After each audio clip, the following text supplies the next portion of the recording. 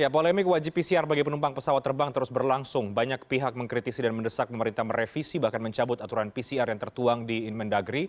Terbaru, relawan Jokowi menggugat Inmendagri ke PT UN. Ada apa di balik gugatan Inmendagri terkait wajib PCR? Mengapa kebijakan ini menimbulkan polemik? Kita akan coba diskusikan pada malam hari ini. Ada Bang Immanuel Ebenezer, Ketua dari Jokowi Mania, dan juga Pak Trubus Rardiansyah, pengamat kebijakan publik. Bang Noel, Pak Trubus, selamat malam, apa kabar? Selamat malam, Pak Renat, Pak Trubus. Baik. Selamat malam, Mas Ya. Noel. Malam, Mas Sehat. Baik, sebelumnya kami sudah berusaha untuk mengundang perwakilan dari Kemendagri ya, tapi tidak ada yang bisa bergabung. Jadi saya akan lanjutkan dengan Bang Noel dan juga Pak Trubus. Bang Noel, langsung saja yang Anda permasalahkan sebetulnya ini apa? Aturan PCR-nya kah, harganya kah, atau apa yang kemudian mengganggu sehingga Anda merasa perlu untuk membawa ini ke PT UN? Pertama, kebijakannya. Kedua, harga PCR-nya. Karena kita lihat kebijakan ini sangat bertentangan sekali dengan Undang-Undang Dasar 1945, Pasal 23 Ayat A. Tadi seperti disampaikan berkaitan dengan keuangan yang memaksa itu harus diatur oleh undang-undang. Betul. Kedua, persoalan harga PCR yang begitu yang nggak rasional lah menurut kita. Ini kan bahaya sekali, merugikan publik lah. Merugikannya begini, yang lagi baru-barunya bangkit dalam situasi ekonomi yang nggak menentu ini, tiba-tiba ada kebijakan PCR yang harganya varian, tarif bawahnya 400.000, tarif atasnya sebebas-bebasnya. Dan belum lagi kita lihat bisnis mafia-mafia, bandara, di apotik-apotik, kalau saatnya kita mau berangkat ke satu daerah atau berangkat memakai pesawat, mereka membisniskan tiket itu, kartu PCR itu. Kalau mau cepat, bayarnya di atas 1 juta. Kalau pakai harga standar, harga bawah, tunggu 2 hari, 3 hari. Ini kan gila, nggak terkontrol. Harusnya penegak hukum atau negara di tengah-tengah persoalan ini. Dan tuntutan kami selanjutnya adalah penegak hukum harus menangkap para mafia ini dan hukum mati mereka semua. Karena jangan bermain-main di atas rakyat. Oke. Dan kita berharap juga nanti agar Presiden Jokowi ambil keputusan yang benar-benar berpihak. Gratiskan atau semurah-murahnya harga PCR. Bukan murah, tapi semurah-murahnya. Gitu. Oke. Paling mahal 300.000 kalau kata Pak Jokowi, Bang Noel, ini belum cukup. Sangat belum cukup. Paling mahal menurut kami, pandangan kami 35.000. Paling murah 10.000 tarif bawahnya. Oke, kalkulasi Anda itu berdasarkan apa tuh Bang Noel? Karena ini kan tidak mudah kemudian untuk menetapkan harga PCR ya. Ada banyak banyak variabelnya. Banyak variabel. Kita pernah nggak tahu harga dasarnya itu berapa? Nggak ada yang tahu kan? Oke. Yang tahu. Emang mereka berani terbuka untuk kita. Biar kita tahu juga untungnya. Lantas gini, negara nggak boleh berbisnis dengan rakyatnya. Negara harus hadir. Negara lain itu bisa kok gratis. Kenapa di kita berlomba-lomba untuk mencari keuntungan sebesar-besarnya? Oh gila cara berpikirnya. Ini udah bahaya. Ini bahaya sekali. Oke. Saya ini kebijakan yang tidak rasional dan bertentangan dengan namanya semangat keberpihakan. Oke. Jadi ini sangat bertentangan sekali dengan undang-undang yang tertinggi. Dan Mendagri layak untuk dicopot. Cabut Inmen atau copot Menteri Dalam Negeri. Oke, jadi menurut Anda ada hal yang perlu dipertanyakan di balik kebijakan wajib PCR ini? Gimana? Jadi menurut Bang Noel ada banyak pertanyaan yang berada di balik kebijakan wajib PCR ini? Nah iya dong Mas. Pertama, wajib PCR ini kepentingannya buat rakyat atau para pengusaha mafia PCR ini, mafia vaksin ini. Kalau seandainya buat berpihak sama rakyat dan bangsa ini, negara harus hadir. Nah kalau negara mau hadir, apa? Harus gratiskan dong PCR-nya. Kalau pertimbangan, makanya saya dari kemarin melihatnya, ini persoalan PCR ini pertimbangan medis atau pertimbangan bisnis. Kita harus jelas juga dong. Akan sampai sekarang nggak tahu. Inmennya aja sudah cacat hukum. Argumentasinya pun nggak ada yang jelas. Alasannya supaya bisa men-tracing. Tapi kan faktanya ya nggak bisa. Kalau mau dibatasin pergerakan sosial lagi, kalau seandainya kita takut nanti gelombang ketiga persoalan COVID ini melanda lagi. Ini kan trennya lagi landai, gitu loh. Oke, baik. Makanya kita mau pakai PCR antigen. Gitu. Nah, setahu saya WHO, lembaga tertinggi kesehatan, semua mewajibkan hanya antigen, bukan PCR. PCR itu hanya peruntukan untuk penerbangan antar benua atau antar negara. Nah, di kita doang, antar provinsi, jalan kemanapun memakai PCR. Kan ketahuan aroma bisnis. Oke. Saya yakin penegak hukum atau negara harus hadir dalam kejadian ini, perkara ini. Oke, baik. Tangkap para mafia PCR ini dan hukum mati. Baik, Bang Noel. Saya ke Pak Trubus. Pak Trubus, bagaimana sebetulnya Anda mencermati polemik harga PCR ini? Apa yang tadi disampaikan oleh Bang Noel menjadi kekhawatiran tersendiri sehingga relawan Jokowi Mania perlu untuk menggugat ini sampai ke PT UN. Tapi dari yang Anda cermati, dari kacamata Anda, Pak Trubus, mengapa kemudian kebijakan PCR ini, wajib PCR ini menjadi polemik di tengah masyarakat? Ini perkara hargakah atau produk dari kebijakannya yang memang banyak sekali tanda tanya? Iya, menurut saya ini karena persoalan di produk kebijakannya. Jadi produk kebijakannya itu memang satu, ini kan tidak ada urgensinya, Mas, untuk menerapkan PCR misalnya sebagai alat untuk istilahnya screening. Karena PCR itu kan alat diagnosis bukan screening sebenarnya kan gitu. Jadi di tengah COVID yang istilahnya itu melandai. Yang kedua, dalam situasi masyarakat sudah mobilitasnya tinggi, maka keberadaannya itu tidak relevan gitu. Itu menurut saya, Mas. Yang kedua, dari sisi implementasinya itu tidak ada kepastian. Masalahnya meskipun ditetapkan harganya 450, tapi di lapangan nanti bisa 1 juta lebih gitu. Jadi karena pertimbangan-pertimbangan yang ada di lapangan lah, pokoknya entah itu karena tenaga medisnya atau apa. Yang ketiga itu persoalan dampaknya. Jadi dampak dari kebijakan itu yang kemudian banyak merugikan masyarakat, tidak saja dalam konteks mereka bermobilitas, tetapi juga merugikan dari sisi ekonominya sendiri. Karena masyarakat kita ini kan sejak terdampak COVID kan satu ya otomatis mereka itu konsumsi rumah tangganya memprihatinkan. Daya beli masyarakatnya yang kedua juga sangat memprihatinkan. Tiganya saving tabungan masyarakat juga sudah habis. Jadi menurut saya ini keberadaan PCR ini memang menjadi polemik karena asumsi-asumsi atau persepsi yang berkembang di masyarakat menjadi seolah-olah tidak diperlukan gitu. Padahal sebelumnya sudah menggunakan yang namanya dengan tes itu antigen gitu, Mas. Tes antigen. Jadi ini persoalannya ada persoalan inkonsistensi kebijakan sebenarnya, Mas, persoalan itu. Jadi kalau awalnya 2 juta turun lagi menjadi 900, turun lagi menjadi 450, nah nanti turunan lagi 300. Nah sesungguhnya berapa gitu kan publik pengen tahu, ini aspek transparansi gitu. Masyarakat ingin tahu sesungguhnya seperti itu, Mas. Oke. Pak Trubus, tentu ada pro kontra ya, tapi juga tidak sedikit yang melihat bahwa ini adalah kebijakan yang tepat karena tes itu kan gold standarnya ya PCR gitu ya, jadi mungkin lebih secure dan bisa untuk mengendalikan pandemi meskipun saat ini posisinya sudah jauh lebih baik. Jadi bagaimana kalau kemudian ini ada dan pro dan kontra, tapi di sisi lain juga ada orang-orang yang melihat bahwa ini memang kebijakan yang cukup tepat untuk bisa mengendalikan pandemi dan sebagai langkah antisipasi?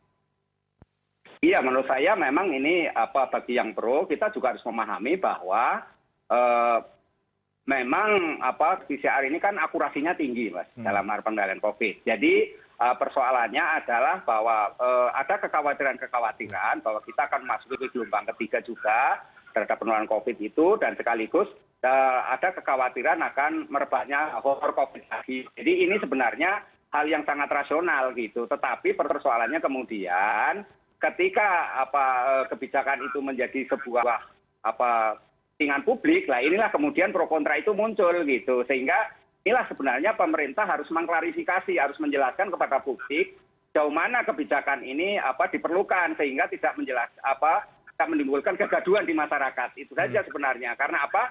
Karena sesungguhnya masyarakat ini juga dalam posisi mengikuti, sebenarnya masyarakat itu tujuannya patuh ketika kebijakan itu memang sangat dibutuhkan. Dan kebetulan masyarakat sekarang ini dalam posisi sudah sadar tentang COVID gitu, akan bahayanya COVID, akan mengerikannya COVID, dan bagaimana COVID itu juga membawa pengetahuan begitu banyak. Jadi hal seperti ini juga dipahami gitu. Artinya kebijakan yang pro terhadap ini juga harus dipahami. Akan tetapi solusinya menurut saya memang ini persoalan kok bisa itu tidak diskriminatif, tidak hanya untuk penerbangan saja, artinya untuk pesawat lah gitu, untuk jalan darat. Tapi bagaimana untuk jalan darat maupun jalan laut juga dipakai yang sama.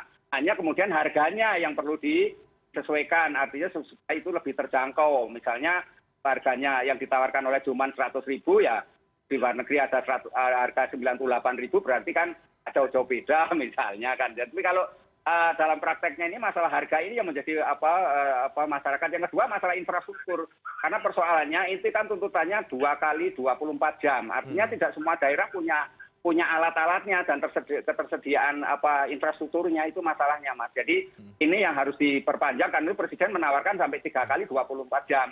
Tapi tawaran itu tentu juga belum menjawab semuanya, karena persoalannya tidak semua daerah punya kapasitas di situ. Menurut saya itu, Mas. Oke, jadi ketika Presiden bersikap dengan mengatakan bahwa paling murah 300.000 diminta untuk demikian, ini tidak serta-merta menurut Anda mengakhiri polemik soal wajib PCR ini? Iya, menurut saya belum akan ini. Ini akan tetap panjang, menjadi diskusi panjang. Karena apa? Karena persoalannya kemudian masyarakat akan dihadapkan oleh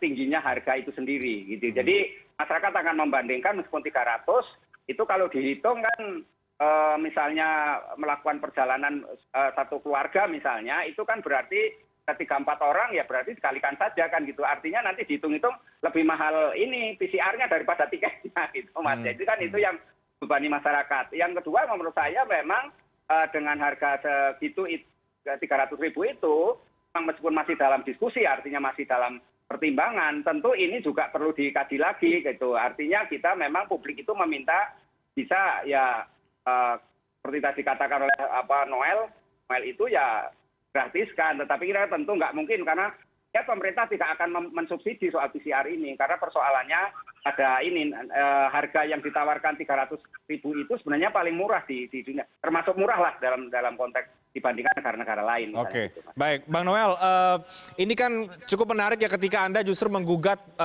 kebijakan dari Inmendagri. Biasanya saya kalau soal Bang Noel ini bicara soal politik, soal reshuffle gitu ya, soal politik lah. Tapi tiba-tiba sekarang Joman ikut masuk ke ranah ini. Ada apa Bang Noel? Ini apakah karena mencoreng citranya Pak Presiden, Pak Jokowi, atau ada apa? Kalau ini mencoreng citra Presiden, ini kan yang buat juga pemerintah juga, bagian dari pembantu Presiden begitu. Tapi dijawab nanti Bang Noel, kita break ya. Kami akan segera kembali sesaat lagi.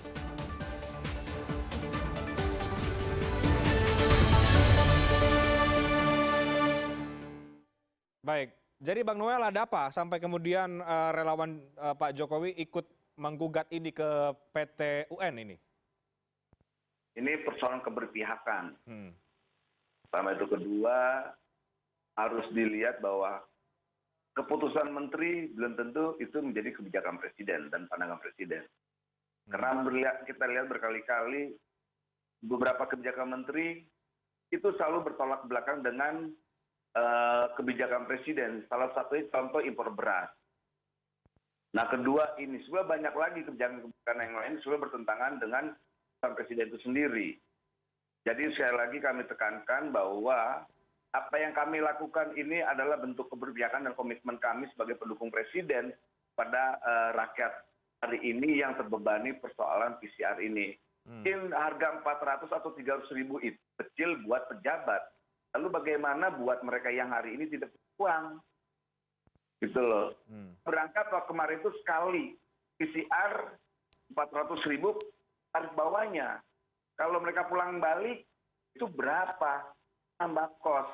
Kita kasihan kalau begini. Ini instruksi menteri ini kami menjadi alat untuk memeras rakyat. Dengan dalil adalah instruksi menteri itu. Mereka berlindung di aturan atau di regulasi.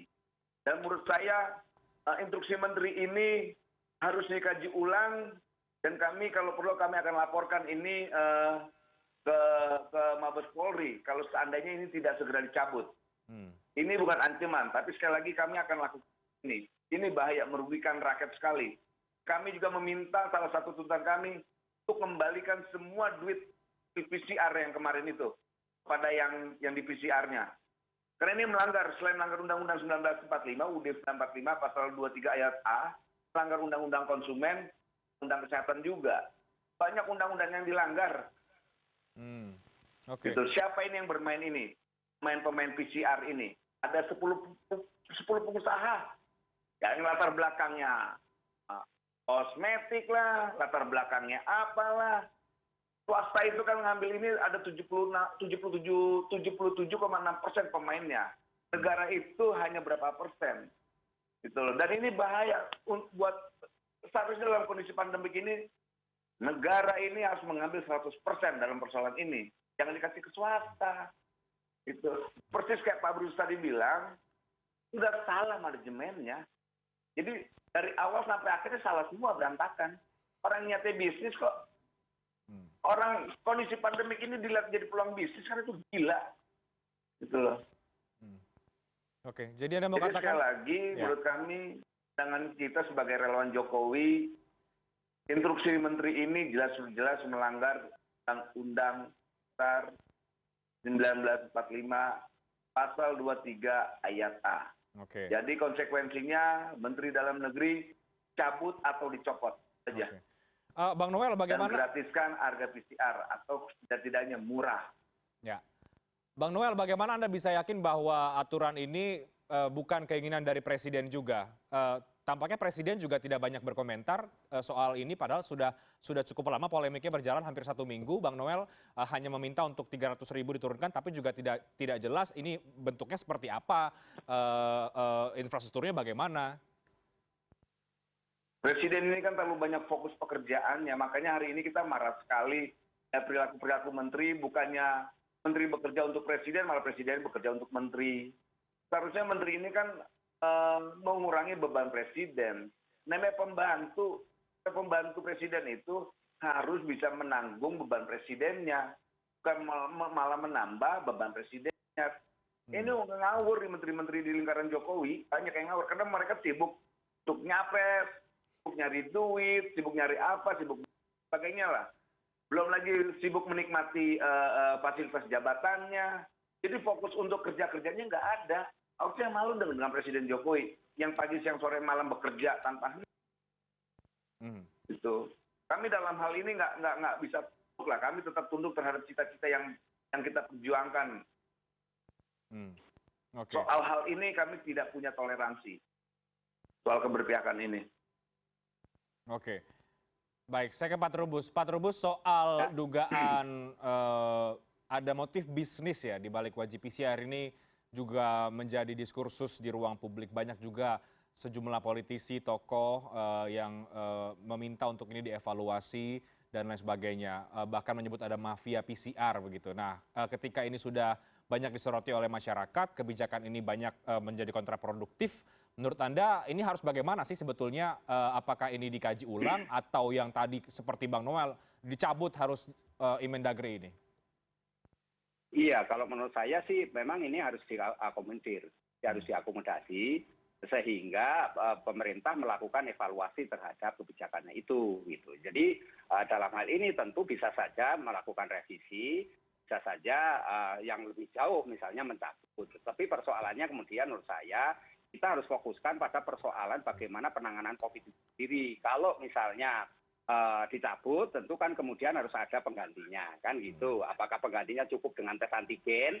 Nah, itu kan juga harus secara keseluruhan, karena persoalannya 3T di berbagai testing, treatment dan sebagainya di daerah itu kan juga belum berjalan optimal selama ini, apalagi sekarang dengan adanya kebijakan kelonggaran-kelonggaran. Kemudian yang kedua, kalau memang itu misalnya dipertahankan, menurut saya memang harus juga lakukan penyesuaian gitu. Pemerintah harus menyesuaikan dengan harga yang terjangkau karena setiap negara sebenarnya punya kebijakan sendiri-sendiri gitu. Jadi kalau misalnya Indonesia punya kebijakan harganya lebih murah, saya rasa ya sepanjang masyarakatnya terjangkau, ya itu yang lebih baik karena yang namanya kebijakan publik itu kan memang kepentingan publiknya yang diprioritaskan. Meskipun kebijakan itu ada di tangan pengambil kebijakan, dalam ini para pemimpinnya, para elitnya. Tetapi persoalannya kemudian di sini harus ada persoalan bagaimana partisipasi publik itu ada gitu. Jadi kalau misalnya partisipasi berjalan sehingga harga ini bisa dibuat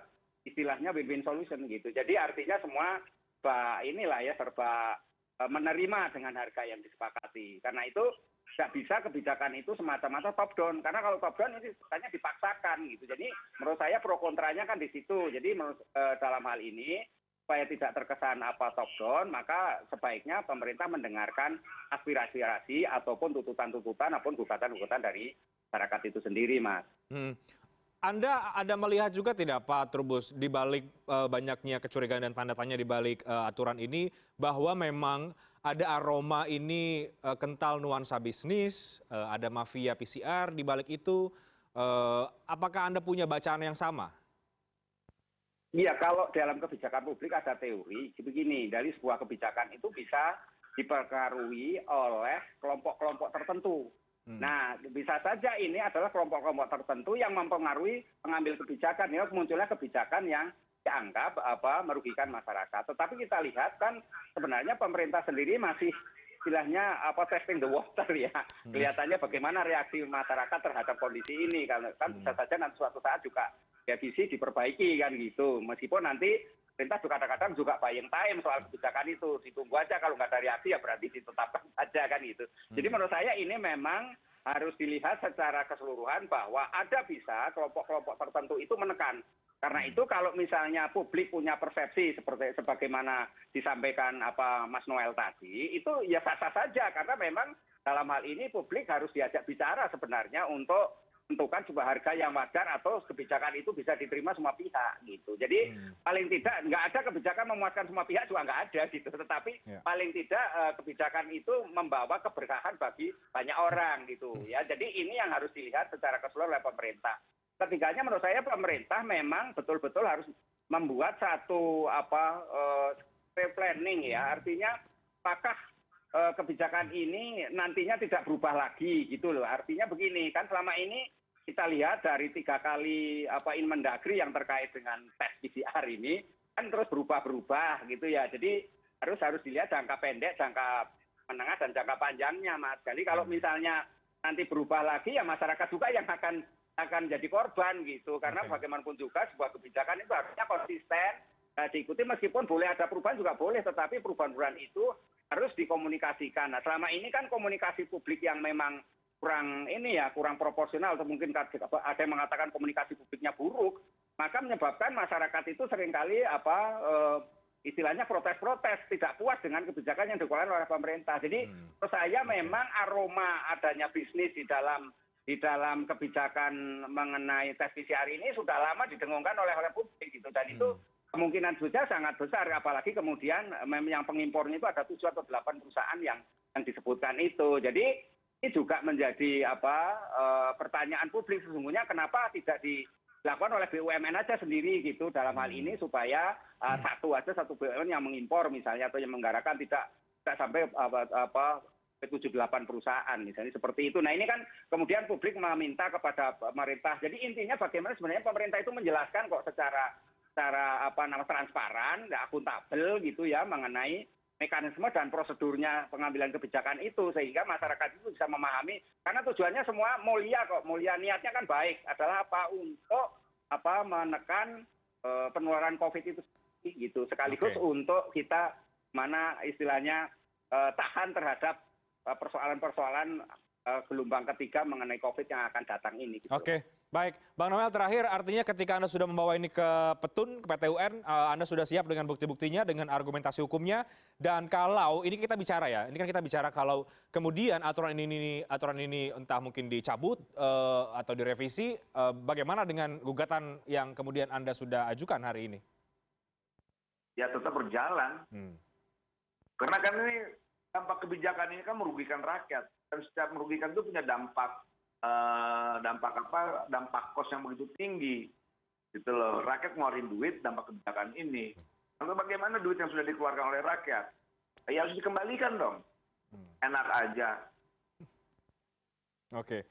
Jangan gini lah, jangan berbisnis dengan rakyatnya. Negara tidak boleh berbisnis dengan rakyat, itu tidak baik. Saya yakin apa yang dilakukan menteri ini bukan sikap dan pandangan presiden. Makanya kenapa presiden begitu responsif terhadap persoalan ini. Karena berkali-kali lah menteri ini ngambil kebijakan yang belum tentu menjadi kehendaknya presiden. Dan itu berkali-kali kenapa kita sering protes. Ya, menteri-menteri ini kan entahlah sibuknya, ada yang bagian mau jadi capres, ada yang sibuk nyari duit buat apalah, ada yang sibuk bisnis lah. Akhirnya tugas kementeriannya itu tugas-tugas kerakyatan dan tugas kebangsaan yang diharapkan Jokowi itu, Presiden Jokowi, akhirnya tidak dikerjakan. Dan kita marah dong soal itu. Karena kan kita pendukung presiden. Kita akan selalu mendukung kebijakan dan cita-citanya. Kita bukan mendukung kekuasaannya. Kita mendukung adalah cita-citanya presiden sendiri. Oke. Oke, baik, kita akan lihat bagaimana dinamika soal aturan wajib PCR ini akan berjalan ke depan, Bang Noel dan juga Pak Trubus, karena tampaknya juga resistensi dari publik masih cukup tinggi. Kita akan pantau seperti apa. Terima kasih banyak Bang Immanuel Ebenezer, Pak Trubus Rahardiansyah untuk diskusi malam hari ini sangat menarik. Terima kasih, selamat malam, sehat selalu. Selamat malam. Siap.